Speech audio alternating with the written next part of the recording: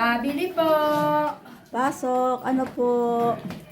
Pabili ako ng kape. Kape o.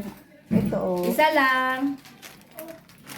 Ano lang to? 8 lang to. Okay. Ito po bayad. Mm.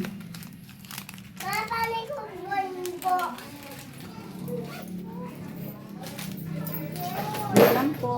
Ito lang po natin.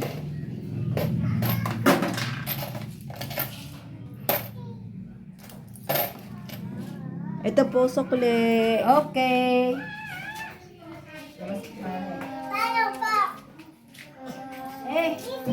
Bakit kulang yung aking sukle? Hindi kompleto yan Hindi, kasi ang bigay ko sa'yo, ang 50, tapos ang binili ko lang isang kape. Magkano ba yung kape?